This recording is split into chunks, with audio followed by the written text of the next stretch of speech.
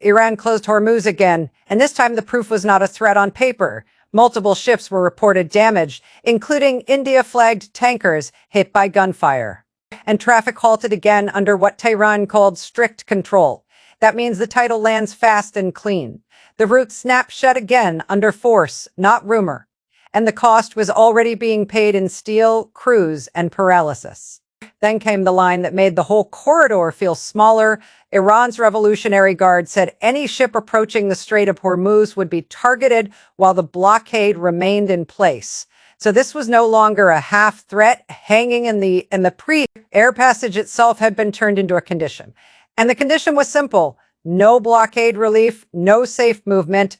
If you want this war explained without the fake calm and the sanitized wording, subscribe now, and in the comments, tell me the truth most outlets will dodge when a route is called open one day and targetable the next. Do you still call that navigation, or do you call it control?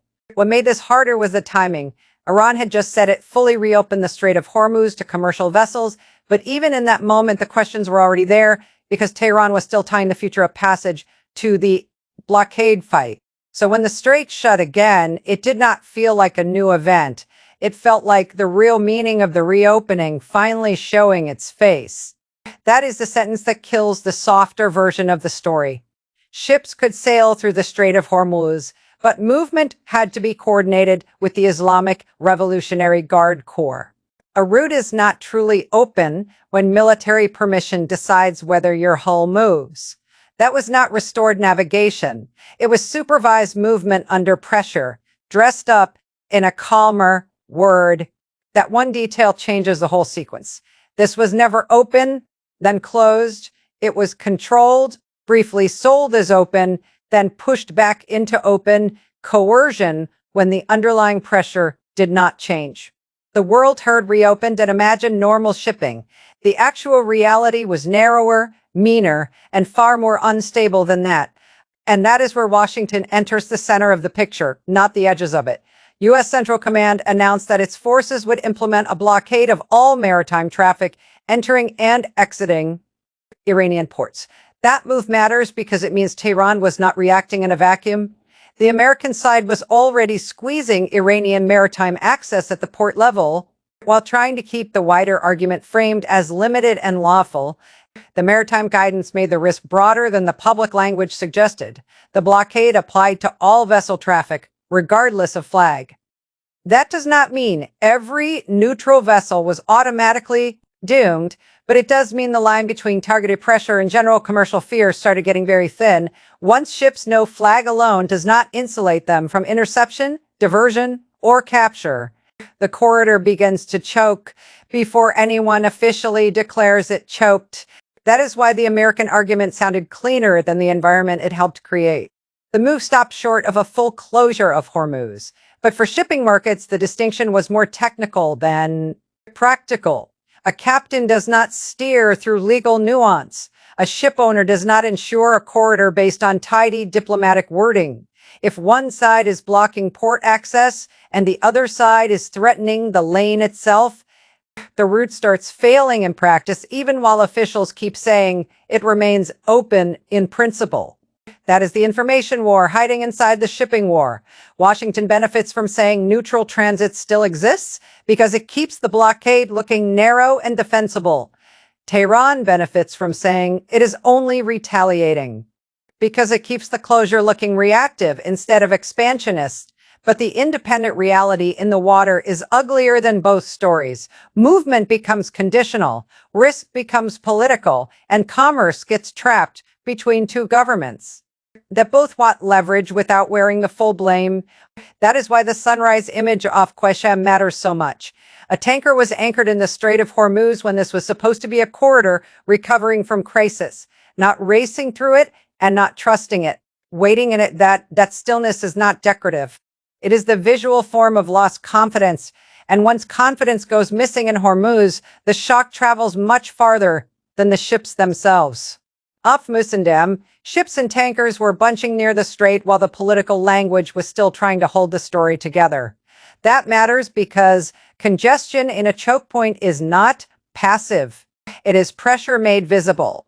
The longer ships stack, hesitate, and wait near one of the world's most critical sea lanes, the faster commercial caution turns into global tension. Now, the title second promise starts to fully matter. Global pressure spikes is not there to sound dramatic. It is there because once Hormuz starts freezing up again, the effects do not stay trapped between Iran and the United States.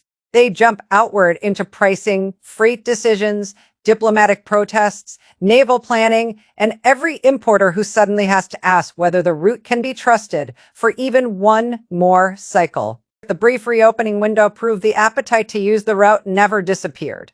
At least 8 oil and gas tankers crossed the Strait of Hormuz during that short period.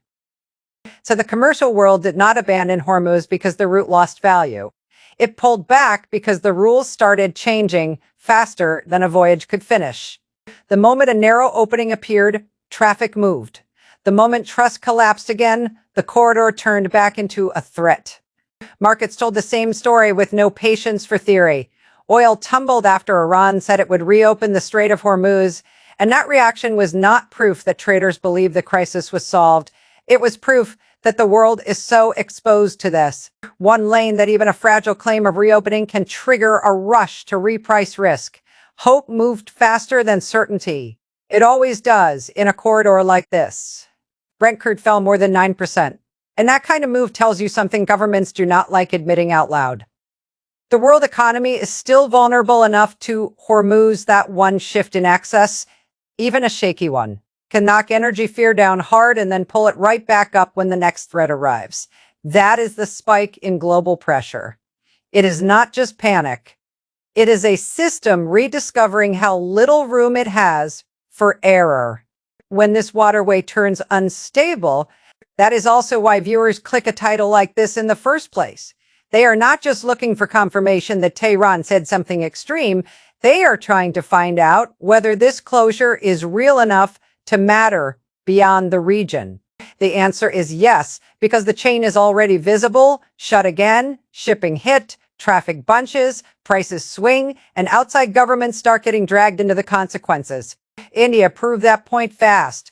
The ambassador of the Islamic Republic of Iran in New Delhi was called in after attacks on 2 Indian-flagged ships in the Strait.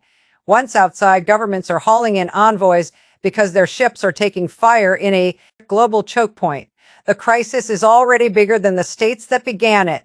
It becomes a problem for every flag. With cargo exposure, every importer watching delivery risk, and every capital that does not want to be forced into this fight but is getting pulled closer anyway. And beneath the flags, the crews are the ones trapped inside. The consequences first. Around 20,000 seafarers aboard cargo vessels were reported affected by the deteriorating conditions around Hormuz. That matters because strategic language can get very clean very fast. But none of this is clean to the people waiting on deck, inside engine rooms, or in cabins, while states argue over leverage above their heads. The corridor does not become abstract just because officials speak in abstract terms. The human reality is what keeps the story honest. Every extra hour of threat inside Hormuz hits not just charts and ministries, but schedules, wages, cargo chains, rerouting costs, and the psychological strain of being stuck inside a sea lane that can switch from commerce to confrontation without warning. The world feels the macro version later. Seafarers feel the first version immediately. The wider maritime threat environment had already been marked as critical across the Arabian Gulf, the Strait of Hormuz, and the Gulf of Oman. That means this renewed closure did not explode inside a calm operating picture. It landed on top of an environment already loaded with tension, warnings, and the expectation of disruption. The latest snapback did not create fragility from scratch. It detonated inside a corridor that was already running out of margin. Washington's military posture shows it understood that too. U.S. forces had already started a mine clearance mission in the Strait of Hormuz. That is not background noise. That is a sign the risk was being read, not just as diplomatic confrontation, but as a direct threat to the navigability of the corridor itself. Once mine clearance enters the picture, the conversation is no longer only about threats, inspections, or warnings. It is about whether the water can be trusted at all. That is where the story gets darker than the headline. If the water itself becomes questionable, then reopening statements become weaker than the operational reality beneath them. A government can say the corridor is available, a crew still has to believe it, a shipping company still has to insure it, a buyer still has to trust the cargo will arrive. That gap between statement and belief is where this crisis is now living. And by the next phase of the standoff, the paralysis was still visible. 2 LPG tankers had been turned back, and no other movements were observed after midnight. That matters because it kills the idea that the danger was mostly rhetorical and already fading. The corridor was not behaving like a route that had absorbed the shock and moved on.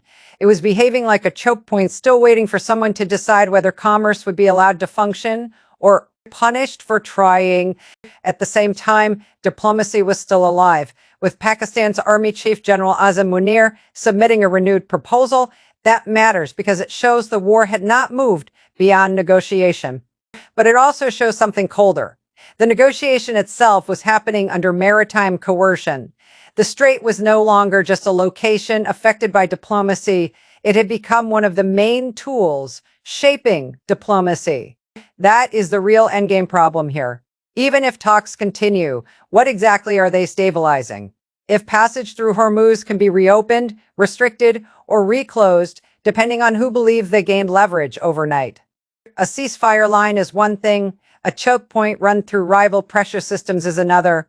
One can lower violence and still leave trade hostage to mistrust. And the international system could already see where this might go next. More than a dozen countries had expressed preliminary willingness to support a future maritime protection mission. That does not mean a clean rescue is coming. It means outside states are already gaming out how bad this could get if the corridor stays hostage to the blockade fight. The wider the security discussion gets, the clearer it becomes that Hormuz is no longer being treated as a temporary disturbance. It is being treated as a global vulnerability again. So the title is not just delivered, it is earned. Iran closed Hormuz again until the blockade ends. And the closure mattered because it exposed the real structure underneath the last few days. A fake reopening. Armed coordination, blocked ports, damaged ships, trapped crews, market whiplash, outside diplomatic pressure, and negotiations happening under the shadow of a corridor neither side can leave alone. The hard truth is this. The brief reopening failed because the underlying coercion never changed. The blockade stayed. Iran kept tying passage to that blockade. The route never returned to normal trust. It only passed through a short interval where some people wanted to believe normal had come back. And that is why this does not end in the same old pattern. The final point is not that the region is tense, or that the world should watch closely, or that the next 48 hours matter. The final point is harsher. Hormuz is no longer just the place where this conflict creates pressure. Hormuz is now one of the main ways the pressure is created. Once that happens, every ship entering the lane is moving through a negotiation by other means. And every failed deal leaves the global economy one step closer to learning, again, how expensive this corridor becomes when trust disappears.